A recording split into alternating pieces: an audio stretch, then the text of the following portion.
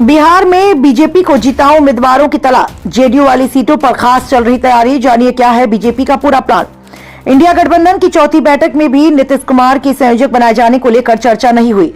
दूसरी तरफ बिहार में भाजपा अगले साल होने वाले लोकसभा चुनाव को लेकर अब प्रत्याशी तलाशने में जुट गई है। बीजेपी उन क्षेत्रों में कद्दावर और जिताऊ प्रत्याशी की तलाश में है जिस संसदीय क्षेत्र में पिछले चुनाव में जेडीयू के प्रत्याशी विजयी रहे थे। पिछले लोकसभा चुनाव में जेडीयू, भाजपा और लोजपा साथ मिलकर चुनाव लड़ी थी, जिसमें जेडीयू के 16 प्रत्याशी विजयी हुए थे और लोजपा के 6 प्रत्याशी चुनाव जीते थे। पिछले चुनाव में एनडीए 40 में से 39 सीटों पर जीत दर्ज की थी। एक सीट पर कांग्रेस के प्रत्याशी विजयी हुए थे।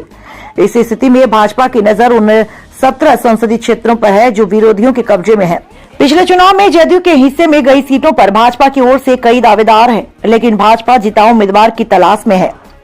जेडीयू पिछले चुनाव में सीतामढ़ी सीट से सुनील कुमार पिंटू को प्रत्याशी बनाई थी। पिंटू हाल ही में जिस तरह जेडीयू और मुख्यमंत्री के खिलाफ बयानबाजी कर रहे हैं, ऐसे में तय है कि उनका जेडीयू से पत्ता साफ होगा। ऐसे में संभावना है कि वे भाजपा की ओर से आ सकते हैं। एनडीए में फिलहाल लोजपा, रामविलास, राष्ट्रीय लोजपा, हिंदुस्तानी आवाम मोर्चा और राष्ट्रीय लोक जनता दल। ऐसे में कहा जा रहा है कि भाजपा इस बार किसी भी स्थिति में अपने सहयोगी पार्टियों के लिए ज्यादा से ज्यादा सीटें नहीं छोड़ेगी। ऐसे में भाजपा बिहार में विरोधियों के लिए मजबूत किलेबंदी की तैयारी में है।